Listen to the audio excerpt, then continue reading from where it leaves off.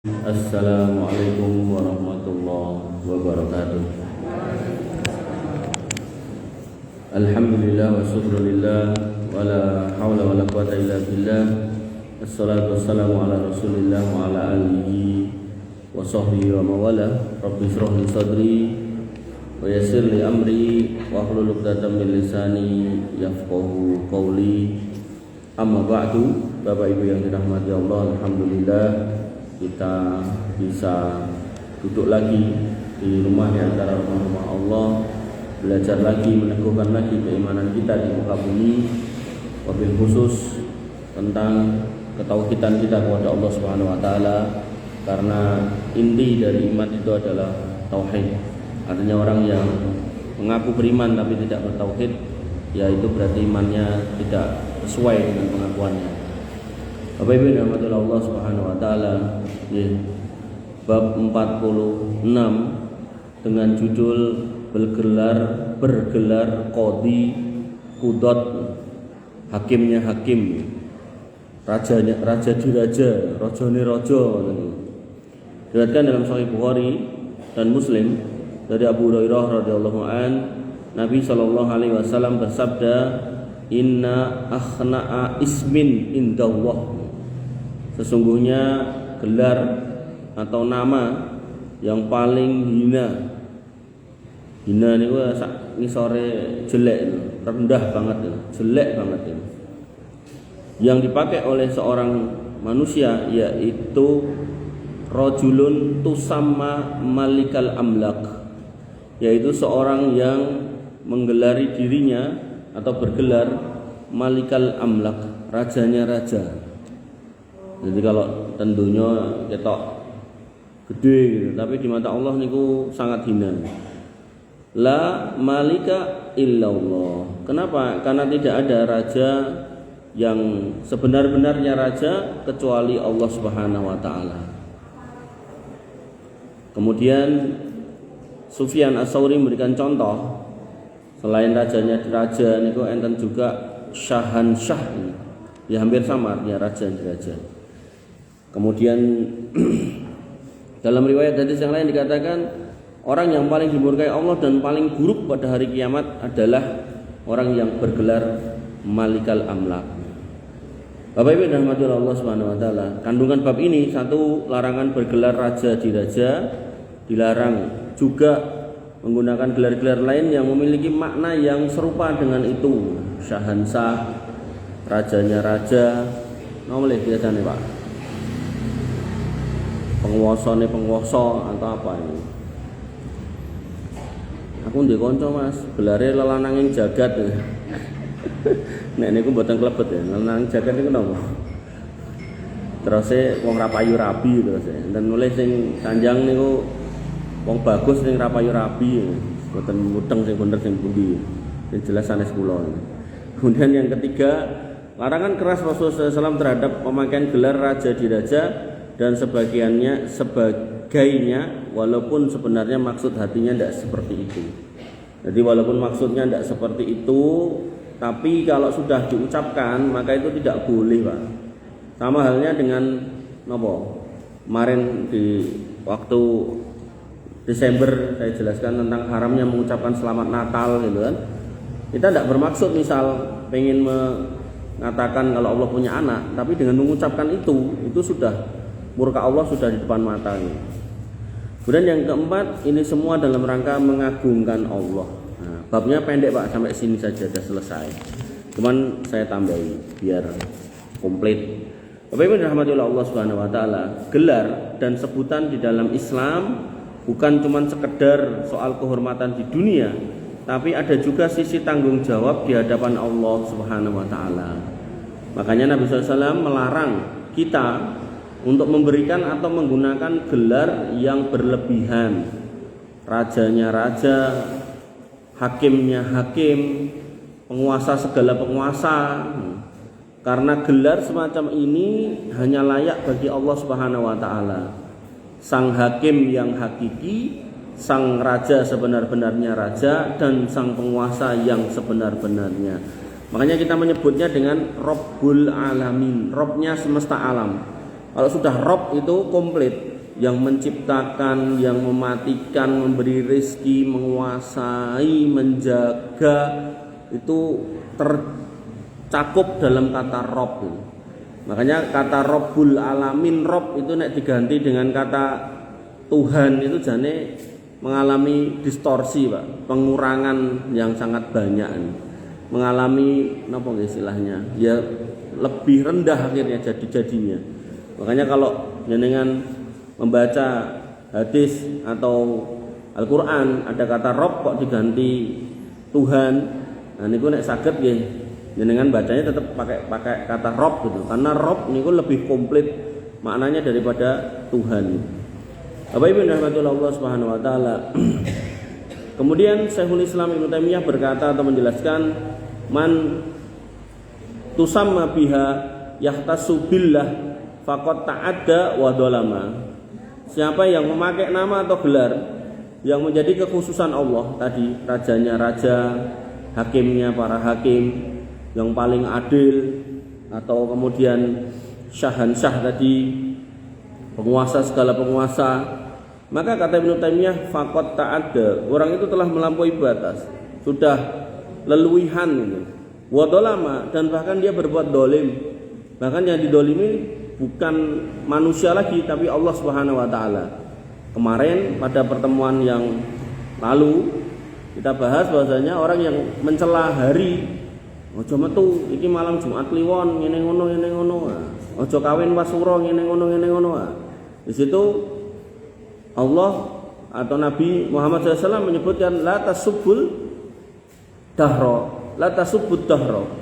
Jangan mencaci maki masa. Jadi Nabi bersabda, Allah berfirman la tasubbud dahro fa innid dahro. Karena yang namanya masa, waktu, hari, bulan, tanggal itu aku yang menentukan, yang mengatur. Uqallibul laila wan nahar. Bahkan siang dan malam itu yang bolak-balikkan aku. Makanya jangan buat celah.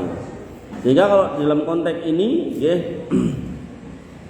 ketika dikatakan faqad ta'adda wa dolama, maka orang itu telah melampaui batas dan berbuat dolim. Ya, berarti yang didolimi niku mboten sinten-sinten, justru niku Rabb semesta alam ya Allah Subhanahu wa taala. Jadi bukan lagi manusia yang didolimi. Wa dzalika minal ghulu, dan itu termasuk bentuk berlebihan atau pengagungan, wa ta'addumi, dan pengagungan alladzi nahallahu an, yang Allah Subhanahu wa taala melarangnya. Jadi berlebihan dalam pengagungan, ngagungke orang tapi berlebihan. Nah, itu dilarang di dalam Islam. Jangankan orang biasa, Nabi Muhammad SAW itu pun kalau kita sebut dengan nama atau dengan gelar-gelar yang berlebihan, Nabi tidak mau. Nabi tidak mau. Makanya Bapak Ibu rahmatullah Allah Subhanahu wa taala, dalilnya tentang larangan ini semua saya sudah rangkum dalam 3 bab, mudah-mudahan nanti waktunya cukup. Yang pertama ayat-ayat, kemudian yang kedua hadis-hadis, yang ketiga perkataan para ulama. Ayat yang pertama, kenapa kita tidak boleh menggelari manusia berlebihan? Disebutkan pada Quran surat Al-A'raf ayat 180, walahul asmaul husna. Yang namanya nama-nama yang baik, nama-nama yang indah itu hanya milik Allah. Makanya dalam beberapa bentuk Asmaul Husna itu tidak boleh dipakai oleh manusia tanpa ada awalan. Misal, Mas namanya sinten Rahman gitu, tidak boleh Pak. Harus ada Abdulnya, Abdurrahman, Abdurrahim gitu. Atau kemudian namanya sinten Mas Rozak gitu, tidak boleh Pak. Harus Abdur Rozak gitu. Nah namanya udah Abdurrahman tapi panggilannya Rahman gitu, ya tidak boleh juga gitu. Ya harus kemudian panjang Abdurrahman atau Abdul sekalian itu tidak apa-apa. Kalau di Arab ya dipanggil komplit gitu. Dan Jawa biasanya dijikuk pendek-pendek gitu. Nah nek pendek nek akhirnya dipendekke nggih ampun wingkinge, depannya aja dul gitu. Jangan man atau roh gitu. Lah niku malah nanti masuk dalam bab berikutnya menyimpang dari menyebut nama Allah. Ngoten nggih. Walaupun nanti beberapa Asmaul Husna itu juga bisa dipakai berdiri sendiri, misal Al-Aziz itu bisa. Tapi secara umum, ya, kalau sudah disebut Asmaul Husna itu tidak bisa berdiri sendiri, secara umum. Bapak Ibu rahmati Allah Subhanahu wa taala. Ibnu Katsir mengatakan fihi annahu la yusamma ghairullah bima yahtassu bihi min asma'ih kal khaliq war razaq wal qadi al adl. Ayat ini menegaskan kalau manusia itu tidak boleh dikasih nama dengan nama-nama yang menjadi kekhususan Allah. Contoh al khaliq atau pelawak di sini tirun bagio khaliq. Nah, niku tidak boleh niku nek khaliq tok, harus Abdul Khaliq. Nah, karena Khaliq niku artinya sang pencipta. Makanya ketua umumnya sini PKB niku ndek sin Muhaimin ngoten tok to. Nah, sakniki ya mungkin pun enten sing ngandani kiyaine. Nah, sakniki pun ngangge Abdul Muhaimin. Tapi nggih celokane tetep Caimin. Bapak Ibu rahmati Allah. War Razak, dan Razak juga tidak boleh. Razak itu Allah yang Maha memberi rizki. Jadi kalau kita menamakan orang dengan Razak, depannya dikasih depanan Abdur Razak. Nah, ngoten. Mungkin enten warung Padang niku namanya Ar-Razak. Ar-Razak.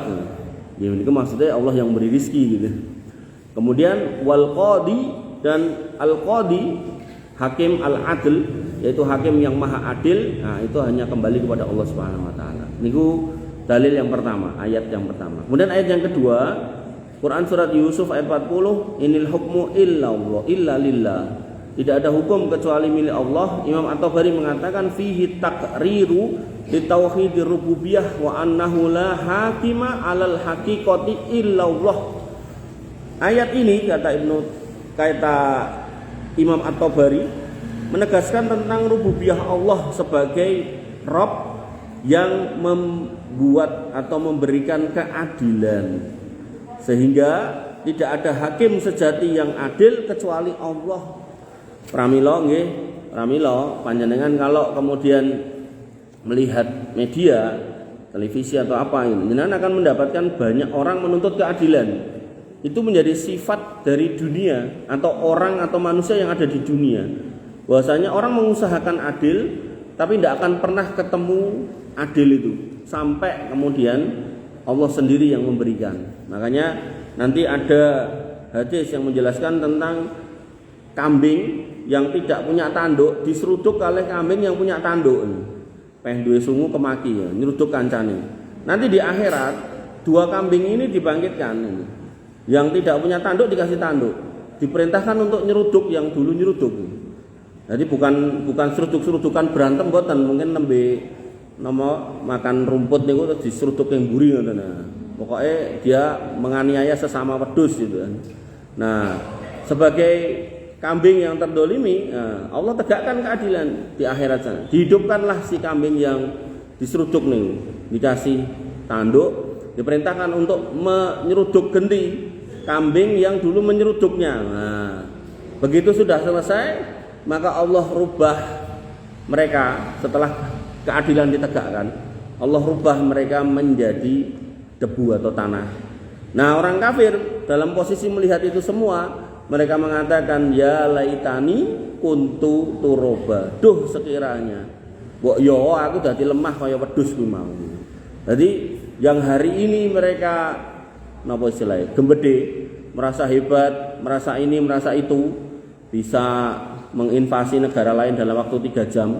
Terus nah nggih, merasa piyelah gitu kan. Nanti mereka akan berharap pengen koyok wedhus niku wau. Makanya Bapak Ibu rahmati Allah, nggih, kalau jenengan hari ini melihat banyak hal yang mungkin jenengan merasakan kok ngene kok ngono, lah inilah memang dunia.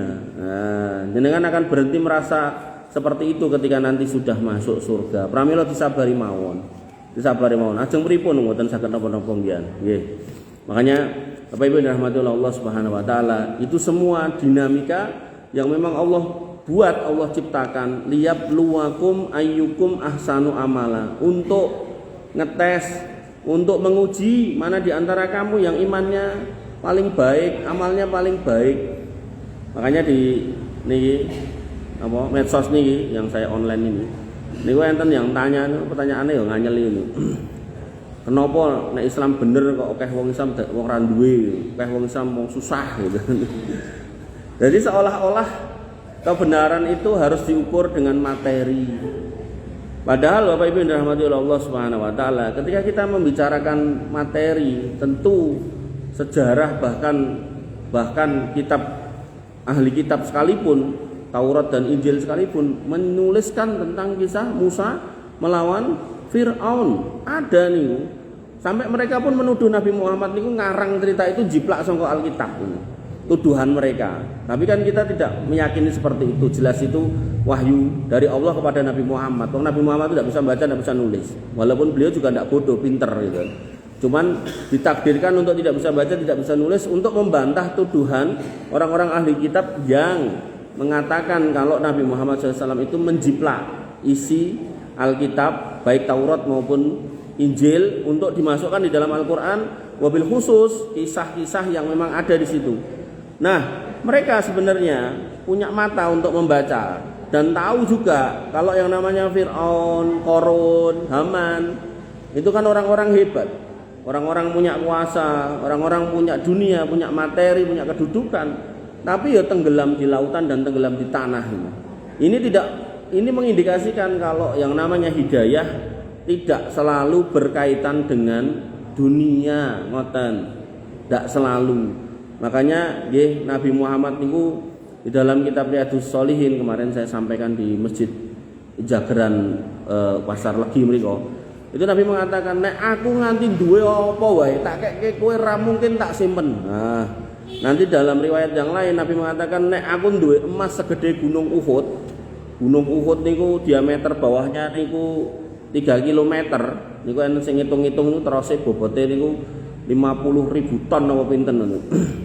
Niku nek aku duwe emas segede kuwi, gak bakalan tak simpen luwih saka 3 dina. Tak dumke nang kowe kabeh. Dan itulah tabiat Nabi junjungan kita Muhammad sallallahu alaihi wasallam yang beliau tidak mau tentang dunia walaupun bisa atau mampu. Makanya ketika beliau mau meninggal, beliau meninggalkan selain keluarga, beliau juga meninggalkan utang sekarung gandum yang dijaminkan baju besi. Yang itu kalau sahabat-sahabat itu nek umpami kita bisa bertanya, itu mereka mungkin orang yang paling sedih ngerasain itu. Kenapa? Loh, ternyata Nabi Muhammad itu dalam kondisi butuh, itu ndak mau golek silian, ngutang dalam artian nembung ten para sahabat itu ndak mau. Kenapa? Karena tahu nek ditembungi mesti wegah, mesti mboten sah nembung, kula tukokke ngono. Nek perlu mboten sah sekarung, sak truk, pemainan truk ngoten. Tapi kan enggak, makanya Nabi itu enggak mau, nanti karena nanti ujungnya ya dikei gitu. Makanya akhirnya terus pilih datang ke Yahudi, dan yang namanya Yahudi walaupun sing datang itu Nabi ya tetap njaluk jaminan gitu. Padahal Nabi Muhammad itu enggak pernah dicela soal akhlak. Beliau ini orang yang paling jujur, enggak pernah berdusta sekalipun. Dan orang yang paling amanah, tapi yang namanya Yahudi gitu. Ya tetap aja gak percaya aku karo kowe mat gitu. Ini jaminanmu apa? Ya iki baju besi, baru dikasih tepungnya itu. Makanya Bapak Ibu dirahmati oleh Allah Subhanahu wa taala. Nggih, kembali ke sini. Al-Imam At-Tabari mengatakan ayat tadi itu innil hukmu illa lillah menunjukkan bahwasanya di dunia jenengan bisa mengusahakan keadilan, tapi jenengan harus bersiap untuk mendapatkan kondisi yang mungkin tidak sesuai dengan harapan. Pun niku donya niku. Nggih, makanya sakniki enten KUHP enggal nggih, itu usaha manusia untuk menuju ke sana. Tapi apakah menghadirkan keadilan? Insya Allah tetap boten kalau tidak sesuai dengan tuntunan Allah dan Rasulnya. Gampangnya ngeten lah, angger wong mateni kok jek ra dipateni, paribasane hukum mati, ya itu tetap tidak akan mencapai titik keadilan. Karena semua keluarga korban itu nek ditanya, iki bar mateni pakmu penake diapake, ya kula kersane niku nggih dipejahi ugi kan ngoten. Itu semua wawancara niku nek kula ningali beberapa kali niku rata-rata niku jawabane ngoten. Hampir ndak ada yang kemudian pun mang bebas kemawon mboten napa-napa kajenge mateni piyai sanes mboten enten.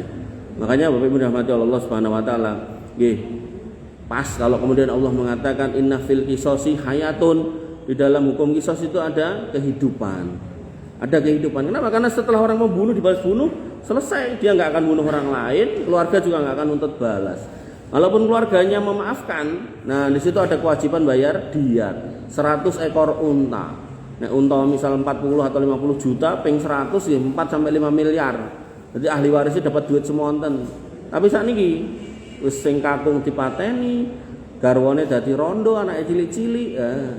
Delalah yo rondone boten kerja atau ndak punya kerjaan, jadi benar-benar bergantung pada suaminya. Jadi benar-benar tulang punggungnya itu patah istilahnya. Makanya Bapak Ibu rahmati Allah Subhanahu wa taala, itulah Islam nggih yang sudah Allah turunkan untuk menjaga agar manusia itu senantiasa mendapatkan keadilan, tapi sebagian manusia tidak mau dan akhirnya inil hukmu illa lillah. Yang kita yakini apapun yang diterapkan di negeri manapun di dunia ini selama kemudian tidak berkoridor pada agama, maka tentu keadilan itu tidak tercapai dengan sempurna. Diusahakan iya, tapi pencapaiannya tidak akan bisa. Kemudian yang ketiga, ayat ketiga, yaitu Quran surat An-Najm ayat 32. Allah Subhanahu wa taala berfirman, "Wala tuzakku anfusakum huwa a'lamu bimanittaqo." Janganlah kamu mensucikan dirimu sendiri. Ojo ngelem awakmu dhewe. Dialah yang paling mengetahui siapa yang bertakwa. Al-Imam As-Sa'di mengatakan, "An-nahyu ala madhin nafs wa tazkiyatiha bil alqab wal maqamat." Ayat ini melarang seseorang untuk memuji dirinya sendiri dengan gelar-gelar dan kedudukan-kedudukan. Bahkan mungkin saya pernah cerita atau ada orang ngimpi katanya ketemu Nabi terus menggelari dirinya Sultanun Aulia. Nah niki jek rodok pemimpinnya para wali, maksudnya sama manusia nggih. Nggih niku jane sudah masuk dalam kategori mentazkiyah dirinya yang berlebihan. Terus akhirnya digambar teng kamare niku bintang 9 ngoten. Nek bintang 7 lak niku mumet niku bintang 9. Lah niku terus tengah niku bintangnya dhek niku sak fotone niku. Terus ditulisi Sultanun Aulia niku. Lah iki 9 ki sapa? Aku wali-wali 9. Nah, kan kamare radik peteng ati mboten patek ketok. Nah, wali-wali 9. Beh. Jenengane lho saiki gesang wali 9 niku pun mboten enten. Niki piye critane kok iso jenengan sing mimpin wali 9 iki piye? Memperon jenengan niku sedo riyen niki murid jenengan. Oh ngene iki anu wangsit 9 Gusti Allah, Gusti Allah, 9 nabi kok ngono. Beh, kok iso? Lah ketemu ten pundi? Ten ngimpi ngono. Wes. Makanya nanti para ulama itu sepakat, Bu, Pak. Mimpi itu tidak bisa dijadikan dalil. Tidak bisa dijadikan dalil. Dan nanti ada aliran sufi niku aneh. Gamise ngeten iki jahitan sak oke-oke gombal niku lho, gombal bekas niku lho, kain perca niku. Pokoknya kelambine semua jamaahnya niku kain perca niku. Nah, niku agar ditekoki kenapa kamu gabung sama ini, saya ngimpi ketemu Nabi. Kenapa kamu gabung sama ini, saya ngimpi ketemu Nabi, saya ngimpi ketemu Nabi. Hampir semua jawabannya sama. Nah, kembali ke sini, ibu-ibu, bapak-bapak yang dirahmati oleh Allah.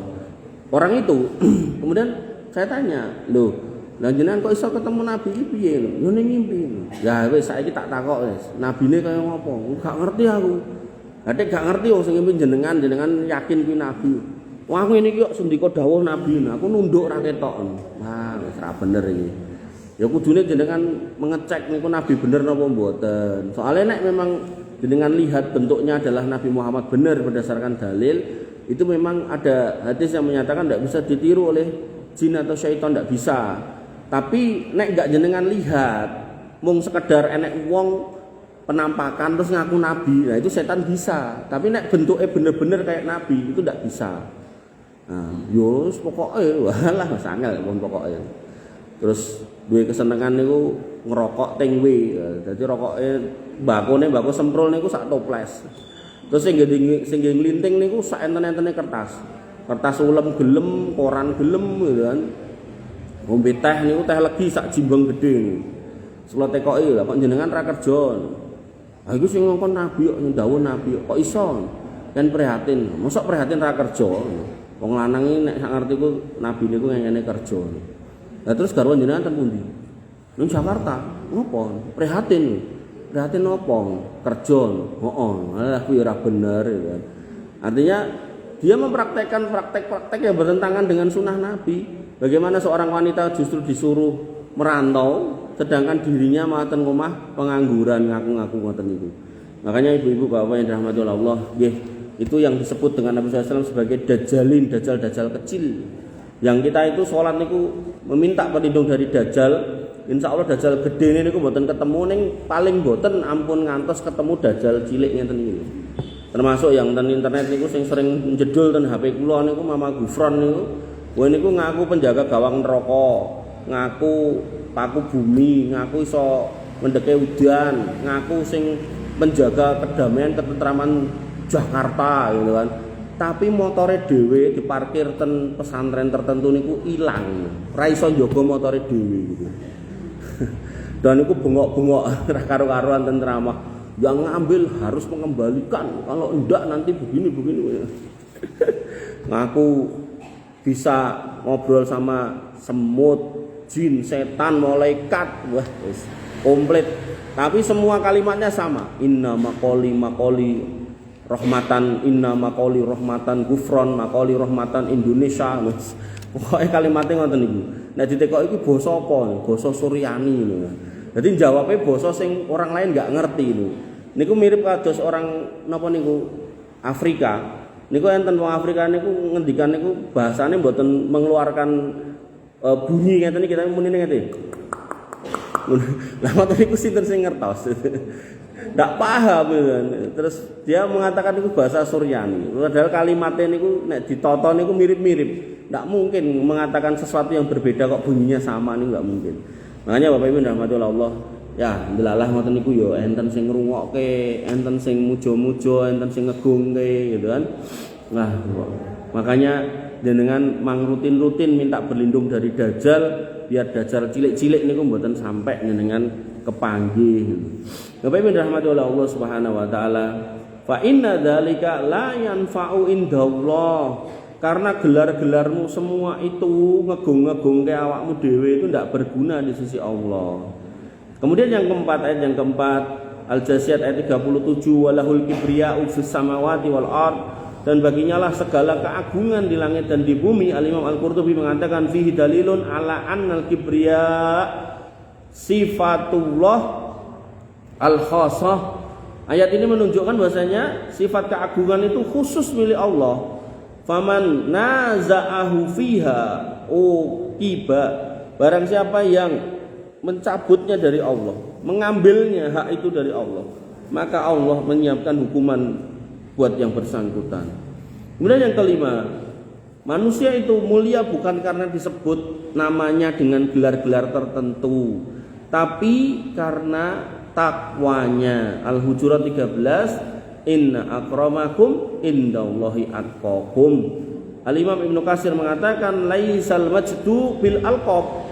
Mulia itu bukan karena gelar, wala bil manasib, juga bukan karena jabatan, walakin bit taqwa wal amalis sholih, tapi dengan takwa dan amal sholih. Dan tentu mulia yang dimaksud mulia di hadapan Allah, bukan di hadapan manusia. Niku raja Solo rebutan napa? Kursi raja. Akhirnya sing cilik sampai ngejokke penggantian nama.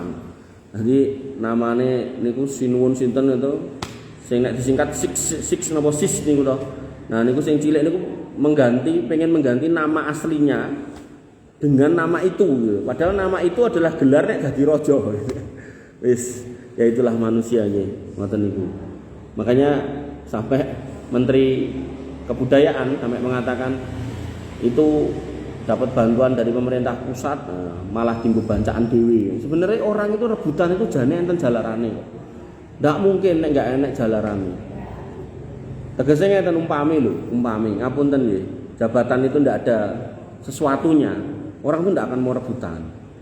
Blas ra enek misal dadi presiden ndak ada gajinya, ndak ada fasilitas apapun, bener-bener kontrol pasti ndak ada yang mau.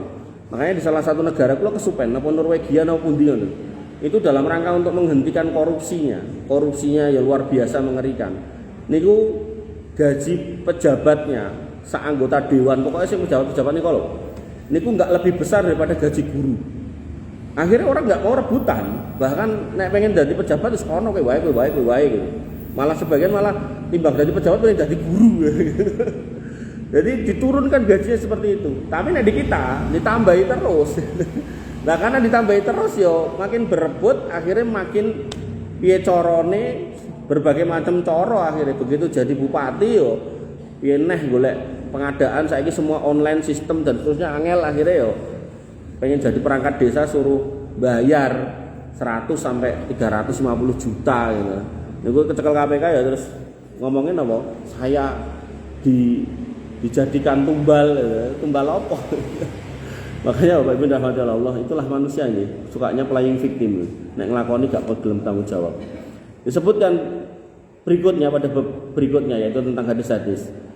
Bahwasanya Nabi SAW bersabda di dalam sebuah hadis, nggih, qala Rasulullah SAW, bersabda Nabi SAW, la taqulu, jangan katakan malikul muluk, rajanya raja, fa innallaha huwal malik, karena yang namanya malik atau raja itu adalah Allah Subhanahu wa taala. Al-Imam As-Sindi mengatakan fihi anna kulla laqiba yus'iru bi ta'dimil mutlaq fa huwa makhsusun billah. Hadis ini menunjukkan bahwa setiap gelar yang mengandung pengagungan mutlak, rojone rojo mutlak, memutlakkan semua kekuasaan itu miliknya, itu semua itu khusus disandarkan kepada Allah. Fala yajuzu ayyun saba ila ghairi, dan tidak boleh disandarkan kepada selain Allah, tidak boleh gitu.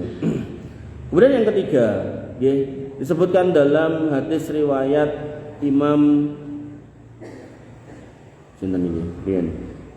Muslim nomor 91, an Abdullah bin Mas'ud, dari Abdullah bin Mas'ud radhiyallahu an, qala, beliau berkata, qala Rasulullah sallallahu alaihi wasallam, la yadkhulul jannata, tidak akan masuk surga, man kana fi qalbihi misqala dzarratin minal kibr, tidak akan masuk surga orang yang di dalam hatinya ada kesombongan walaupun kecil banget. Qala rajul, orang bertanya atau berkata, inna rajula yuhibbu ayyakuna saubuhu hasanan wa na'luhu hasanatan. Ya Rasul, ada loh orang itu yang senang pakai pakaian bagus, sendal bagus, ya mungkin di kita sekarang motor bagus gitu kan. Qala, kata Nabi SAW, innallaha jamil yuhibbul jamal. Allah itu indah dan mencintai yang indah-indah. Artinya itu tidak dimasukkan dalam kategori sombong. Nanti kalau jenengan gadah rasukan sae, makanya tadi ini juga mengkritisi tadi loh. Orang beragama ngomongnya jangan mewah-mewah, harus sederhana, terus baju yang tembel-tembel ngoten niku dipakai. Enggak punya yang lain enggak apa-apa, tapi nek sengaja membuat kain perca terus buat baju, terus dalam rangka untuk mentazkiyah dirinya, mensucikan, menganggap suci dirinya, ben tidak dianggap cinta dunia ini. Padahal nanti orang ini, imamnya ini dalam kesempatan yang lain itu bajunya bagus-bagus, mau numpak mobil bagus barang gitu. Wong asine jane ujung-ujungnya nggih niku jane. Nah, maka dikatakan oleh Nabi SAW, innallaha jamil yuhibbul jamal. Nek kamu pakai pakaian bagus, baju bagus, sendal bagus, kendaraan bagus, itu tidak masuk dalam kategori sombong, karena Allah itu senang dengan yang baik-baik, yang indah-indah. Tapi akan menjadi sombong kalau apa? Al-kibru batarul haq wa ghamdun nas. Yang namanya sombong itu adalah kamu menolak kebenaran dan merendahkan manusia. Tegasnya ngeten, dengan kita pakai pakaian bagus, naudzubillah nih. Terus kita menghina orang yang enggak punya pakaian yang bagus. Mabimu kok elek. Nek elek itu rasa cedak-cedak lah, disitulah masuk sombong. Tapi kalau kita cuman pakai baju yang bagus dan kita tidak merendahkan orang lain, tidak menghina orang lain, ini pun tidak masuk dalam kategori sombong yang dilarang. Termasuk misal kita punya kendaraan bagus, terus ada orang pakai kendaraan jelek, motor elek ora diganti wae gitu. Kok dijolke lah. Nek ya ini gak ada duit dijol ya mungkin dijolke lah, tapi nek mboten enten gitu kan. Makanya Bapak Ibu dirahmati oleh Allah Subhanahu wa taala, kalau cuma sekedar memakai yang bagus-bagus, insya Allah itu tidak masuk kategori sombong sampai ada unsur menolak kebenaran atau merendahkan orang lain. Imam Ibnu Rajab Al-Hambali mengatakan fihi annal kibra fil asma'i wal alqab a'damu minal kibri fil malbasi. Sombong dalam urusan gelar dan sebutan itu lebih berbahaya daripada sombong dalam urusan pakaian. Li'annahu yadullu 'ala ta'adumi 'alan nas. Karena kalau sudah konteksnya adalah gelar atau nama yang disombongkan, maka itu bentuk kesombongan terhadap manusia yang nanti ujung-ujungnya akan merendahkan orang lain. Tidak mau, apa istilahnya, tidak mau bisa bersama dengan orang yang enggak selevel. Ojo cedak-cedak aku enggak selevel, nah gitu loh. Nah, kemudian yang keempat, disebutkan bahwasanya hadis riwayat Imam At-Tirmidzi dan Imam Ahmad, an Jabir radhiyallahu an, dari Jabir radhiyallahu an qala, beliau berkata, qala Rasulullah sallallahu alaihi wasallam, Nabi sallallahu alaihi wasallam, yuhsarul mutakabbiruna yaumal qiyamah. Orang-orang sombong itu nanti akan dikumpulkan pada hari kiamat. Amsala dzarra, dan mereka itu amsala darri, maaf, bentuk mereka itu seperti semut, fi surati rijal, tapi dalam rupa manusia, kecil-kecil, menungso tur cilik-cilik gitu.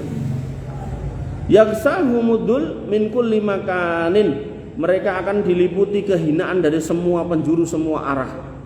Jadi orang-orang sing kemaki-kemaki yang ngangge nopo-nopo sing pokoke sing gede-gede niku, nah itu semua nanti dikumpulkan dalam bentuk yang kecil-kecil. Kecil-kecil kayak semut tapi manusia. Dan mereka akan tertunduk, lesu, hina, rendah di mata Allah Subhanahu wa taala. Al-Imam Al-Mubarakfuri mengatakan fihi tahdiru minal kibr wa ta'addumi bil asma'i wal alqab. Hadis ini merupakan peringatan keras dari kesombongan melalui nama dan gelar. Fa innahu yusiruddul fid dunya wal akhirah. Karena hal itu menyebabkan kehinaan di dunia di mata Allah dan di akhirat, lebih-lebih di mata Allah dan di mata manusia yang menyaksikannya. Bapak Ibu rahmatullah Allah Subhanahu wa taala, masuk ke bab yang ketiga, yaitu pendapat atau perkataan para ulama. Yang pertama, Imam Ibnu Qayyim Al-Jauziyah, beliau mengatakan kullu man tusamma bi ismin yahtassu billah kal qadil quddah wa malikil amlak faqad naza'allahu fi khususiyati rububiyatih wa huwa min a'dhamid dzunub. Semua orang yang menamai dirinya dengan nama yang menjadi kekhususan buat Allah, seperti hakimnya para hakim, rajanya raja, penguasanya para penguasa, maka hakikatnya dia telah menandingi, menyaingi Allah dalam urusan kekhususan rububiyahnya, dan ini termasuk dosa besar yang paling berbahaya. Artinya orang berucap dengan ucapan yang keliru itu bisa berpotensi menjadikan dia berbuat kesalahan yang sangat fatal di mata Allah Subhanahu wa taala. Kemudian yang kedua, ucapan Al-Imam Ibnu Taimiyah rahimahullah, beliau mengatakan la yajuzu ayyusamma ahadun bima yadullu 'alal uluwi al-mutlaq. Tidak boleh seorang itu disebut dengan nama yang menunjukkan keagungan atau ketinggian yang mutlak. Rojone rojo berarti kan karepe mentok, rojo yang paling rojo ini tidak boleh. Kalau cuma disebut ini raja boleh, tapi ini raja semua alam tidak boleh. Fa inna dzalika khusun billah subhanahu, karena hal itu khusus buat Allah Subhanahu wa taala, kama fi qaulihi sallallahu alaihi wasallam, sebagaimana sabda Nabi sallallahu alaihi wasallam, la malika illallah, tidak ada raja yang paling besar kecuali Allah Subhanahu wa taala. Kemudian yang ketiga, Al-Imam An-Nawawi beliau mengatakan at-tasamma bimalikil amlak wa qadil qudah wa nahwihima haramun sadidut tahrim. Menamai diri dengan gelar raja diraja, hakimnya hakim, atau yang semisalnya itu haram dengan sangat keras. Li'annahu tasabbuhun billah waddi'a'u ma huwa min khususiyatih, karena itu menyerupakan, bentuk penyerupaan manusia kepada Allah Subhanahu wa taala dan mengklaim sesuatu yang harusnya itu menjadi haknya Allah, khusus buat Allah.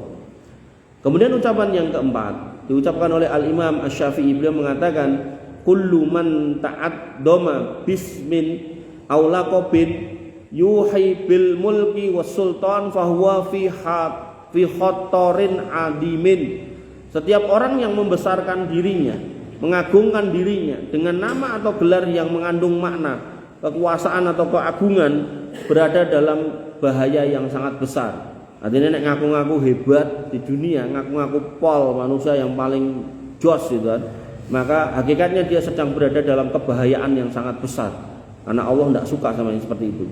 Wa yambaghi lahu ayyatuba wa yughayyira ismahu. Maka dia harus mengganti dan bertobat dari nama itu.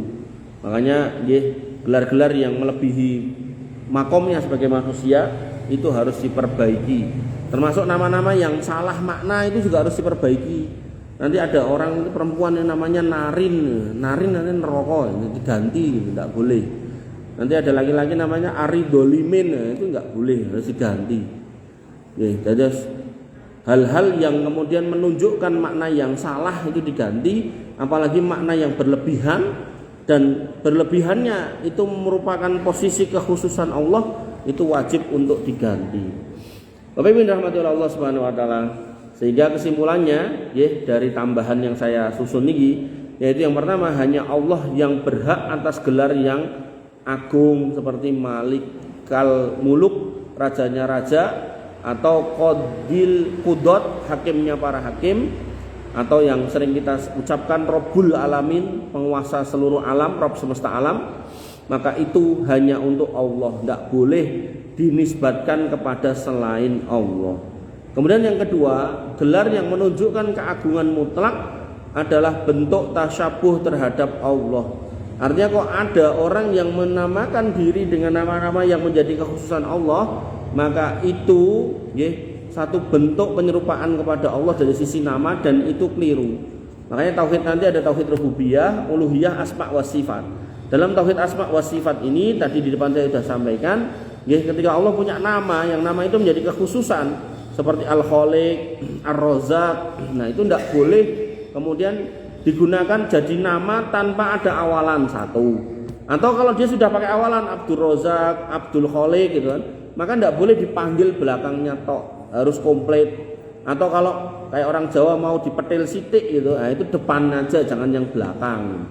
Lek lek sapa jeneng? Khaliq. Nah, ampun ya. Abdul Khaliq. Abdul Khaliq. Kedawan Mas. Ya dul. Nah, enten melih mengke kula gadah rencang SMP niku ten Ngruki namine Abdullah. Telukane Aap. Nah, niku jek rodok-rodok ndak apa-apa lah itu. Aap. Nah, kemudian yang ketiga, para ulama sangat keras dalam melarang gelar yang mengandung unsur kesombongan dan penghormatan berlebihan. Makanya diparingi gelar itu tidak selalu menjadi hal yang baik. Kadang buat hati itu akhirnya jadi jelek itu. Termasuk tadi menamakan diri Sultanun Aulia. Mungkin enten melih napa? Orang menyebut ini wali, terus akhirnya disebut lagi ada sebutan di atasnya namanya Wali Kutub. Wali ini wali ya. Jadi itu mirip kayak Sultanun Aulia. Bahkan parah melih. Nah, ini tambah parah melih. Niku si Habib ini meyakini Allah tidak akan kasih bencana kalau tidak minta izin sama Wali Kutub ini. Wah, wes itu sudah tauhidnya sudah tercoreng banget. Nggak akan Allah kasih bencana kalau tidak dapat akses dari Wali Kutub. Wah, niku ibaratnya wes rupane Arab, bisa bahasa Arab, bisa baca Quran, bahkan mungkin langsung ngerti artinya, bisa baca hadis mungkin ya langsung ngerti artinya, tapi nggak dapat hidayah. Ini ngoten niku. Jadi ibaratnya enten tikus urip ten gudang beras napa gudang gabah ning malah mati ten mriku. Nah, makanya Bapak Ibu dirahmati oleh Allah Subhanahu wa taala, bersyukurlah kita yang masih diberikan hidayah di atas tauhid yang baik dan benar. Kemudian yang keempat, kerendahan hati dan adab terhadap Allah adalah ciri utama seorang ulama yang sejati dan pemimpin sejati. Saya ada kisahnya, saya lihat sebuah video, beliau masih hidup, namanya Syekh Shalih Fauzan Al-Fauzan gitu. Masih hidup, sekarang jadi mufti Saudi Arabia di usia yang ke Nebutan Klen itu ya, 87 tahun. Jadi pendahulunya namanya Syekh Abdul Latif, niku mufti sebelumnya niku sedo digantos Syekh Shalih Fauzan Al-Fauzan. Beliau itu pernah disebut dalam satu majelis ketika beliau mau suruh ngisi, sebentar lagi yang mau ngisi adalah Al-Allamah, Syekh, terus gelar nopo-nopo meleh, tapi yang intinya cuma menunjukkan keluasan ilmunya. Wah, niku nesu di atas napa niku di atas mimbar atau di atas tempat pengajian niku bilang, kamu jangan panggil saya dengan gelar-gelar seperti itu. Saya tidak seperti itu. Kita itu sama-sama tulab, bahkan tuailib. Tulab itu murid, tuailib itu murid cilik. Itu potret ulama ngoten niku. Makanya Bapak Ibu dirahmati Allah Subhanahu wa taala niki nggih pun adzan. Kesimpulannya nggih pun mboten gadah gelar nggih mboten napa-napa nggih. Nek gadah gelar nggih mboten kedah tinggi. KRMT Kanjeng Raden Mas Tumenggung napa niku nggih mboten kedah tinggi, karena juga pada akhirnya nanti yang menghadap kepada Allah Subhanahu wa taala itu adalah amal kita. Lah kok gelarmu kok akeh men Mas, mbok kabeh gitu. Barangkali enten sing batin ngoten. Nggih, Bu, niku gelar kula jembreng ngoten men niku tesih enten tesih enten. Di satu masjid niku saya jelaskan tentang hukum halal haram tentang mobil cabutan gitu kan. Niku wonge ra trimo. Terus goleki celah terus. iki gelare dawa tapi ora enek nyantri-nyantrine. Lah kula nyantri ten mriki ya ora dikek gelar kok gitu. Nek dikek gelar tak cemplekke mriku gitu. Artinya itulah manusia gitu. Ketika kita tunjukkan kalau kita ini sekolah, tapi karena yang saya sampaikan nggak sesuai dengan nafsunya, maka tetap dicari sebab untuk menjatuhkan. Nah, makanya Bapak Ibu dirahmati Allah, semua kembali kepada orangnya. Ketika punya gelar itu bagaimana hatinya. Kalau bisa menjaga, maka itu sebagai bentuk keilmuan yang bisa dipertanggungjawabkan karena ada rujukannya, ada ijazahnya dan seterusnya. Tapi kalau tidak bisa menjaga, itu menjadi sebuah kerugian buat yang bersangkutan. Wabillahi mengatakan kirang langkungipun yang pangapunten akhir